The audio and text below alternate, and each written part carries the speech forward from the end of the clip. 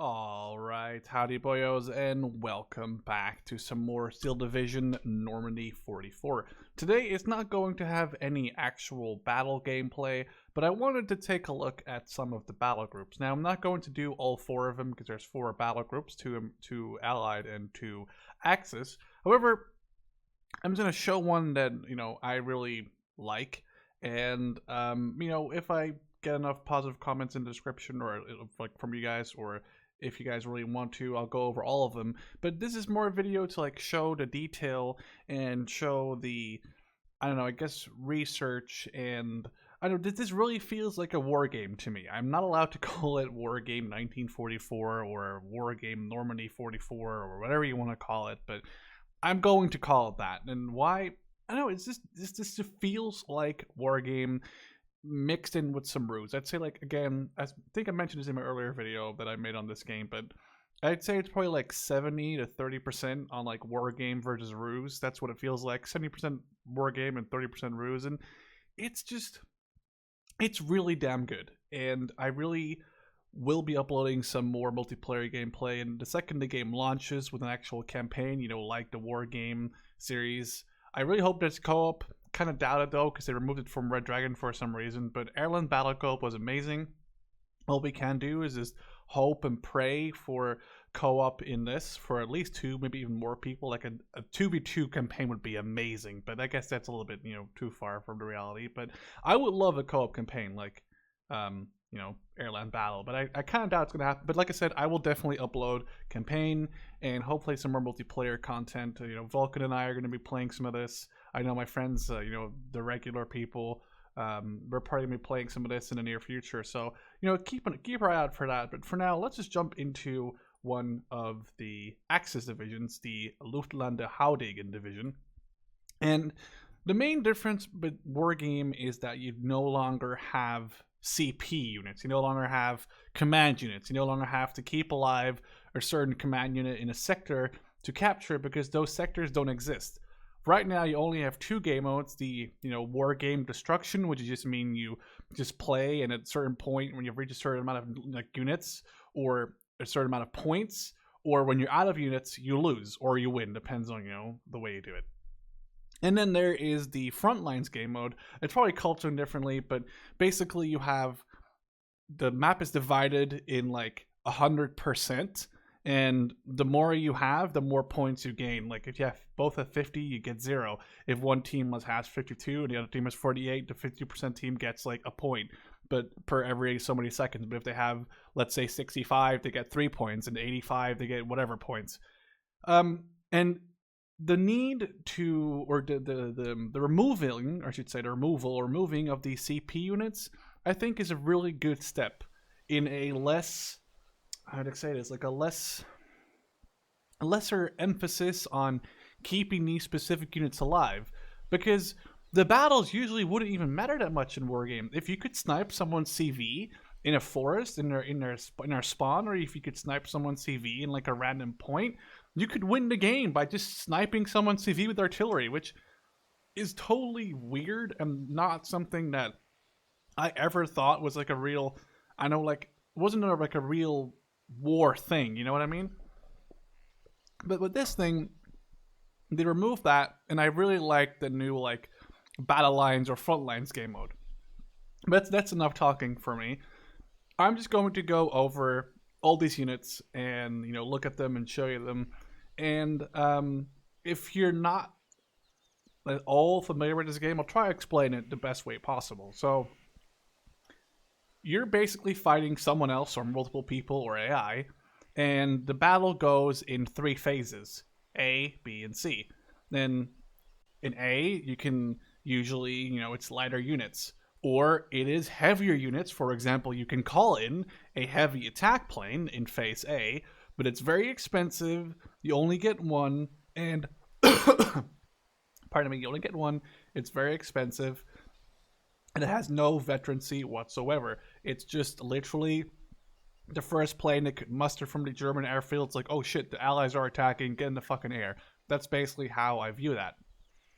And then in phase B, you know, the both armies have kind of, you know, established what's going on. It's actually going to be an actual kind of battle, and you know, heavier units are unlocked, or more specialized units are unlocked, or more elite units are unlocked. And I guess the best way you can see that is under the anti-tank tab, where, you know, you start off with Panzerschrecks and light AT guns, and actually a Pack 40, but you only get one of them versus 3 Pack 36s.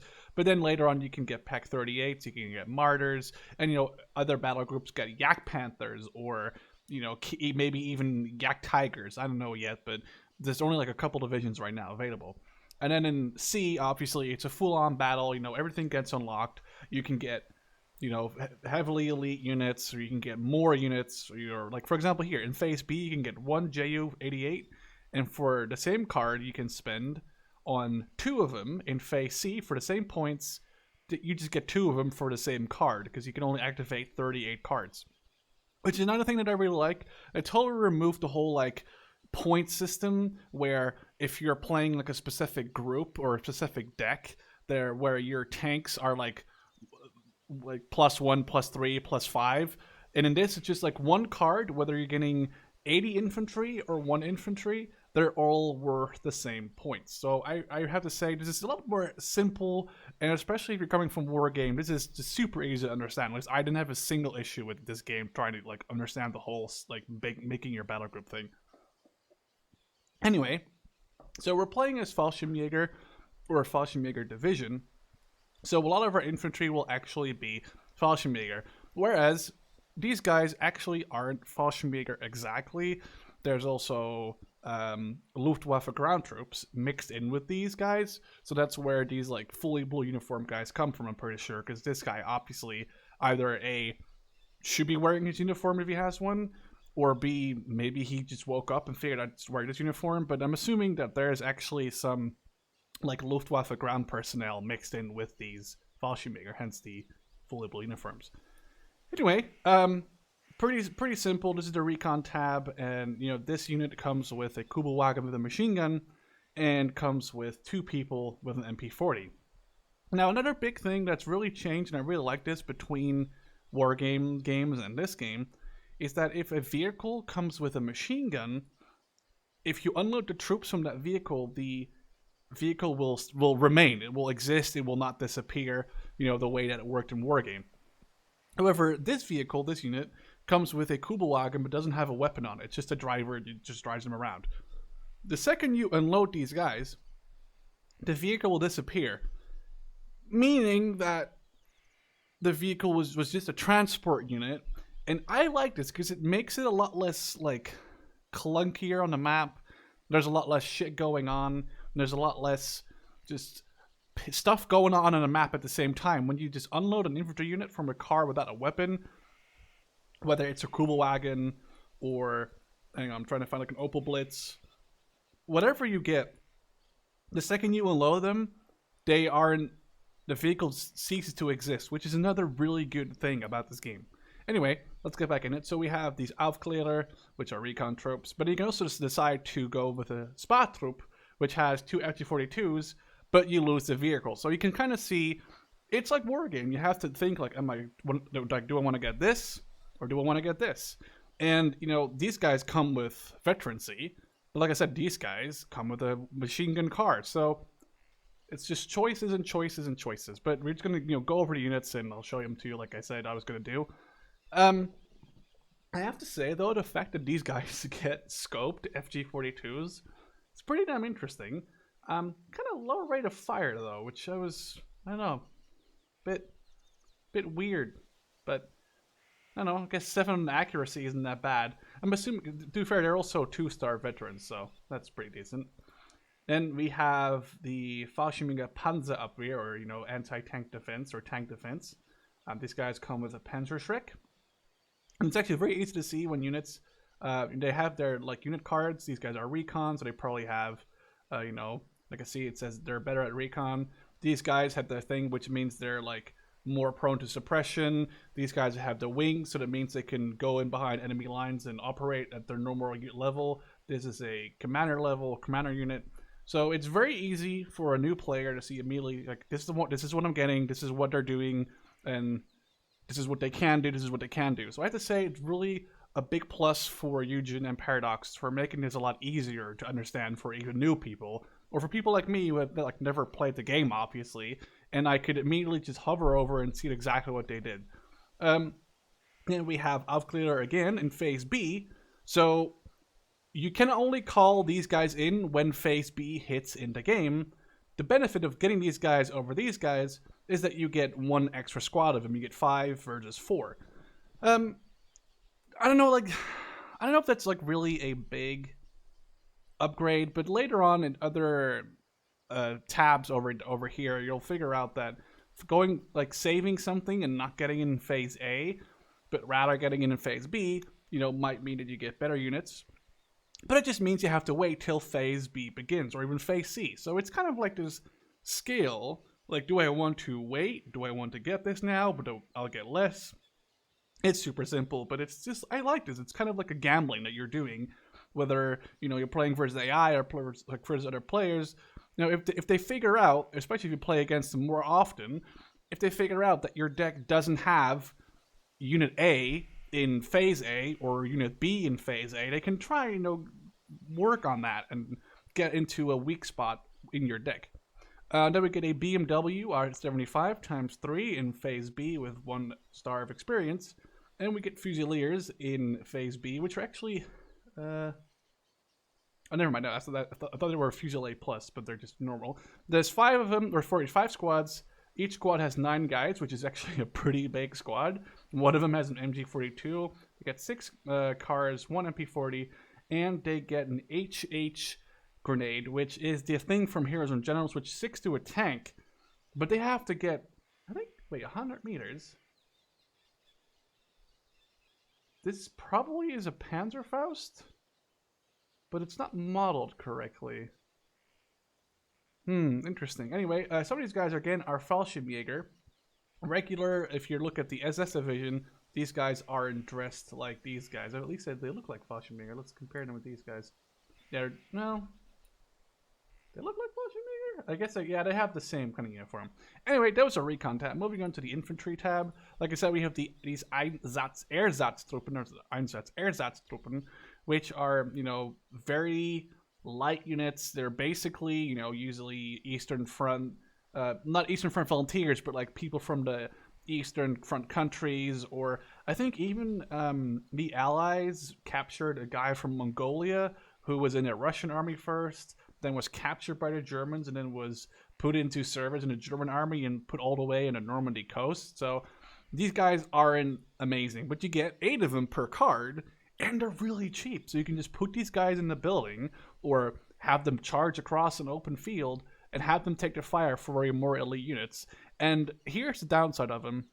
They're very cheap, but you can raid, it says they'll take more suppression damage, over regular troops when they get suppressed, or when they get suppressed, they'll take more damage. Then we have the Fallschirmjaeger Führer. This is another unit that's very important. The leader units can, that says it right there, they'll give other units an extra experience level. They won't surrender. They can perform normally behind enemy lines, and they will only receive half the suppression. So one of these, with a group of these, means they're going to be a plus up, like they're going to be a veteran C1, and it means that they'll also receive half of the suppression less, which means in terms of the fact these guys are more damaged when they're suppressed, you can kind of cancel out those negative things, and you get 3 of them. The thing is that they also get, I think this is a glitch. This is supposed to be a Panzerfaust, I'm pretty sure, but anyway, let's move down. Then we have 3 Schwere MG34s. Don't know where these are in 42s, but sure. Then we have actual Fallschirmjäger. Sadly, the only point in the battle where you can call these guys in is in Phase A. You don't get any extra Fallschirmjägers in Phase B or Phase C. However, you get 8 of them in total if you get both of these cards. And they're also airborne, which means they can perform behind enemy lines the way that, as if they were in friendly lines, which is a very good thing, because people that get cut off and are behind enemy lines have all kinds of negative penalties to them, and it's just basically not a good idea to leave those guys out there for a very long time. They get a Panzerfaust 60 with a pretty damn good range.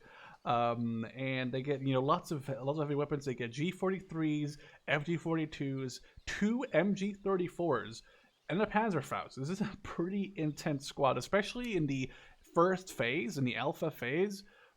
These squads are, there's nothing that can stop them. They are the best squads. As of right now, with these 4 divisions, these guys are the absolute best. If you group them with a Fallschirmjaeger Führer, or even a Grenade Führer, or sort of Grenadier Führer, or a Pionier Führer, they are a 3-star unit, which is absolutely insane. Wait, what does it say? 1 star? Or this said something. I can't get it back anymore. Then we have Grenadier Führer, which come with, there's only 4 of them, but like I said, these guys can push up other units' levels, and you know they work the same as the Fallschirmjaeger Führer. They're just, you know, not Fallschirmjaeger. Then we have Pionier Führer. They have grenades. Actually, that's a pretty damn smoke grenades. I haven't figured out how to use those yet, but they have smoke grenades in Phase B. Then you get Grenadiers. It's kind of the regular German infantry. You know, they get lots of cards and MG first fire support. And you can choose: do you want them in? Do you want them for 25 points times 6?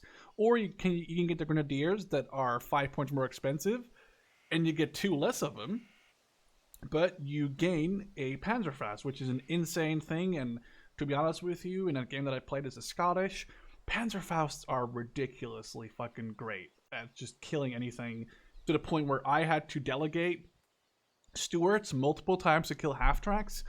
You don't need to do that kind of stuff when you're playing as Germans, because your infantry can deal with basically any vehicle, whether it's heavy or light. They can deal with that stuff. It's pretty damn good. Anyway, then you have regular Pioneers, which, wait, actually, I'm saying that totally not correct. These guys are, these guys don't get, okay, they don't get the Panzerfaust, but they get an actual grenade. And they get an extra guy, actually, with MP40. Interesting. Kind of more of an assault unit than this one. This is kind of like, I guess, sit back. This one gets grenades, so it can assault. And then we have Student Pioneers, which are Phase B as well. They get a flamethrower, which I have seen is pretty damn good, especially at causing terror. It says it right there. Able to wipe out a squad in one moment and terrorize their survivors that are, you know, remaining. It's pretty damn ridiculous. Those guys are pretty good. And then for tanks, this division historically wasn't really ready to fight. And when it was, they just basically stole, in between brackets, a lot of French tanks that were, you know, like stuck behind after the French surrendered. And a lot of these were used for training purposes, but they're also apparently very useful to fight the enemies, actual enemies. So you can see here, in Phase A, you have a choice between the Panzer 35R or the Panzer 39H, and one of them is 70 points for 2, and the other is 55 points and you get 4 of them. So it's, you know, your choice. You want to get tanks with better armor, you want to get tanks with more AP, on more bigger guns, smaller guns, you know, faster, slower. And here, you can get 2 of them for 1 card, one activation point in Phase A, or if you're able to wait, you can get 5 of them for the same activation point in Phase B. So here it's the scale. Do you want to wait? Do you want to push in Phase A? Do you want to kind of not push too aggressively in Phase A, but do you want to push overwhelmingly in Phase B? Well, you got it. You can get 15 of these tanks. I'm not saying they're great, but you can push a lot more with 15 in Phase B than you can do with 2 in Phase A. Then you have Befehlpanzers, which these are basically like your infantry leaders. They just boost tank morale, and you know they boost veterancy and stuff around. Then you get a Stug. You get a single Stug in Phase B, or you can get 3 Stugs in Phase C. Like, you know, what do you do? That's basically this whole game. Is what are you gonna do? You're gonna pick A or B, A or B, A or B. And I have to say, I really like that idea where you have to make these choices and, you know, kind of hope that your enemy didn't make the other choice the other way around. Or if they did, that means you'll be at a disadvantage in, let's say, Phase A, but in Phase B, you'll have a way bigger advantage. You know, it's just kind of the game, and I have to say I really like that. Under support, we get Fallschirmjaeger Flammenwerfers. They're basically like these Sturm Pioneers, but you just only get 2 guys, so they're very susceptible to, you know, fire. There's only 2 guys in this squad, but they do get, their wings, and they're 2-star veterans. That's, pretty good. And the fact that there's only 2 of them means, let's take a look at these guys. I'm assuming because there's only 2 of them, that they're harder to spot, but that's something that's not really... Stealth, this is for both, this is good, but I don't know if you can find out whether or not this... I'm assuming it just gets spotted less easily than like a 10-man squad. Then we have Kubelwagen munitions. It's a regular ammo trucks. Do you want to get munitions in Phase A? Or do you think you can last all the way to Phase C to get Opel Blitz munitions with, a bigger pool of ammo, twice the amount of ammo, a little bit more cost, but also, you get more of them. You get 4 versus 3. So it's just all these decisions you have to make. Infanteriegeschütz, the, Fallschirmjaeger gun. Kind of a shame these guys aren't actually Fallschirmjäger, but, that's a thing. Big thing is, if you unload the truck goes away and you cannot get it back. That's a thing that's kind of annoying with these big field guns, or with pack guns, or, even flat guns. You drive a truck around, but the second you unload, you can get the truck back, as far as I'm aware. So when you unload the AA gun to, let's say, cover a left flank, and, you want to transport it to the middle or to the right, it's going to be very slow. I'm pretty sure you don't get the truck back. And you get a Sturmhaube Beats 42. It's a Stug with a 105mm gun. Pretty damn awesome, if you ask me. But again, you want to get 1 in Phase B, or 2 for the same card in Phase C, which means you can also get 6 of them. It's up to you. You only get 4 support cards. So let's say you want, Opel Blitz, a Kubel. You've already down 2 out of the 4. So if you do this and this, you're kind of screwing yourself out of a stew. But if you don't do it, you're screwing yourself out of a stew in Phase B. So it's just these choices you have to make the entire time. And the models, to be fair, I have to say, are really good and are at least of wargame quality, if not better. Then anti-tank, we have Fallschirmjaeger Panzerschreck. Really good, decent fucking range for these units. I had issues with my AT before, but these guys have pretty good range. Pack 36s, you get 3 of them, or you can go for 1 single big Pack 40, which is going to destroy pretty much everything, if not everything, that the allies can throw at you in Phase A. But you only get 1 of them, and for 3 times the amount of points, it's just, you have to make that choice, and it's rough. And in Phase B, you can go for 3 Pack 38s, or you can go for 3 Martyr 2s. Again, it's up to you. Do you want the 75mm gun, or do you want that's more mobile, or do you want the Pack 30 that's more, I guess, hideable? See, stealth very bad, and it says medium. So it's those choices you have to make. And then in Phase C, you can go for 3 Pack 40s for the same price that the Pack 40 was in Phase A. And then you can get an extra Martyr in Phase C. Anti-air, this might be my favorite for the Luftwaffe. These units are actually ridiculous. Not so much these 20 mils, they're good against infantry, but these bigger Flak 36s with the 37mm guns are absolutely ridiculous. They will destroy Stuarts, half-tracks, pretty much anything you send at them will just get destroyed. And then in Phase C, you get these Flak Vierlings. They're really damn good at suppressing aircraft, suppressing infantry. And, you can get 4 Flak 36, 37 mils in Phase C. But here's my favorite, the Flak 38. It's a beast. Great AP, as you can see up there. A little bit of HE. But the fact that this has, I think this is a Mautier, isn't it? Yeah, this is an Opel Mautier. Which is, I think, translates to donkey, or like... No, it's not donkey. It's like a step. It's like an animal between a donkey and a horse. It's like a word for it. I forgot the name. But it's such a cool looking thing, and it's a 2-star unit. You only get 2 of them. It's a shame, but these can destroy any tank that the Allies can field in 1 hit, if not maybe 2. But I'd be surprised if it takes 2 hits. So just to take down a Sherman at max range, which is insane. What is the range? 1,200 meters. You don't want that to hit you. Then you can call in 9 50mm mortars in Phase A. You can call in 9 81mm mortars in Phase B. But as you can see, there's so much stuff to pick here that you only have 5 activation cards to begin with. Like you can only get 5. Like I cannot get more than these 5. Do you have to really decide? Like, am I gonna push aggressively in A? Am I gonna defend in B and I'm pushing C again, or am I gonna like attack in A and B and hold in C, or etc., etc. I guess when you're the Luftwaffe, you can kind of defend with these flaks in Phase C, and you definitely can't really do too much of attacking in Phase C because you get a couple of Stugs, but not that many. You get like 8 Stugs in total. I mean, well, I guess you get Panzers as well, but it's just very interesting to see like what you're gonna pick. You got some stolen Russian guns. You got a FK-39R, which I think is just a ZIS. No, not a ZIS-2. I don't know what this actually will be. It's a divisional gun as far as I'm aware. Then this is one of my favorite cool additions to this as well. You have these observer units. They're just a regular vehicle. They can be tanks. I've seen these in Panzer IVs. I've seen these in Shermans. I've seen Churchills. I've seen infantry. I've seen these Schwimmwagons, and they have 3 artillery call-ins per unit. None replenishable. None you can't like replenish them with the ammo truck, but they get 3 call-ins per unit. And they're actually pretty damn good. They go from like 170 millimeter to like 210. I've seen 360 millimeter, I think. It's pretty damn insane.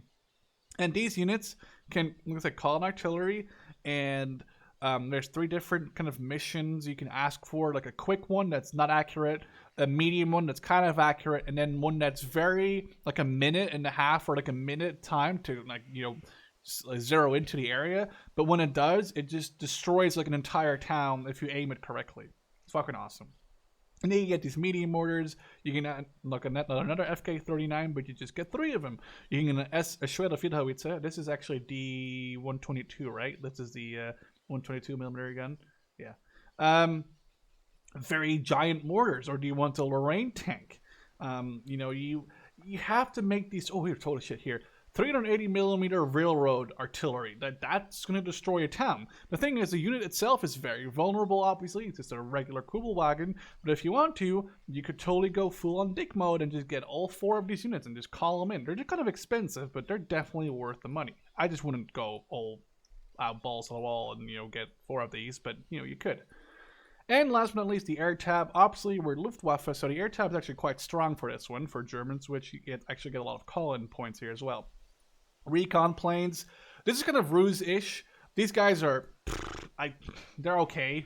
Their idea is okay, but almost every deck gets to call in a certain fighter in Phase A. So these planes usually don't last that long unless you have at least 1 fighter to cover them. And besides, especially when you're playing against the Allies, which when you're playing the Axis, it's like 99% of the games. Almost all the vehicles come with 50 cals that are pointed to sky, whether it's half-track Shermans. And they won't destroy it, but they'll just make it route, which I don't make. Maybe they're good, but I haven't really gotten to the point of these yet too much. Then we have the 109G2 BR-21, which have 2 210mm rockets. Fucking amazing, by the way. They're very expensive, but they're definitely worth it. Not so much to kill tanks outright, but you can definitely panic them, make them retreat, make them more vulnerable. Or if you get 2 of them to call in on 1 tank, it'll definitely do a lot of damage, maybe even destroy it. Then we get an HS-129B3 in Phase A, which is the Duck with a 75. Wait, yes it is. It's 75. Fucking insane. I never really got the point of this plane, but it's fucking insane. Obviously, it's very... I don't really know if it's like useful at all. It's damn cool. I haven't really gotten the point of it yet because, the second people see this, they launch like their entire fleet of Spitfires or Mustangs. So it's, kind of like an iffy thing. But if it works out, especially after I've just called off their planes to resupply or refuel or repair, this thing can definitely do some quick damage on even the heaviest of tanks. Then in Phase B, you can get access to these, air superiority planes, which don't have any really... They can strike ground targets, but I won't really waste our time with them.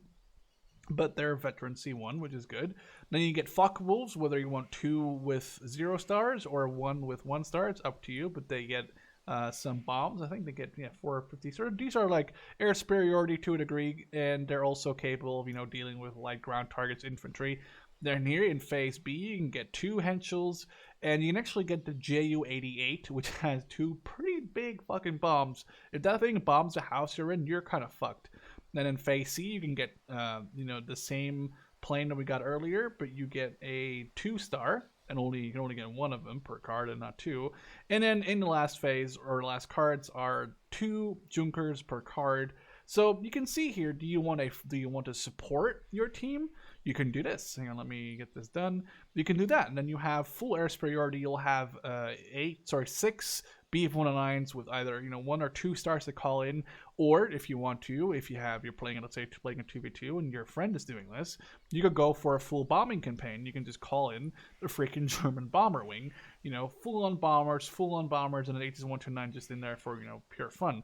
So again, it's like Wargame. Am I gonna go one way, another way? Am I gonna mix it? Am I, especially if you're playing with people, you know what they're playing beforehand, like you make the decks kind of according to each other, which I always really like to do. And you get these crazy combinations, or you can really play a support deck, with lots of support trucks, to support people's ammunition needs and to give them artillery support, or you can be into the anti-air and anti-tank player. And I think this really is what Wargame was about: playing with your friends, talking to them right before the game, setting up a deck together, or both setting up your decks together. And whether you're doing a 2v2, a 4v4, or even a 10v10, I don't think that ever will get old. So I hope you guys enjoyed this video. It was a lot of me rambling about some stuff that I really thought was, I don't know, kind of necessary, because this is an interesting and different game from Wargame still. I mean, it is not Wargame 44. It's definitely not Wargame. It is kind of like Wargame, but on the other hand, it's not really. But yeah, I hope you guys enjoyed. Doing Against the Awesome. If you like this video, do drop a like, and I would love to see you in the next one. Cheers.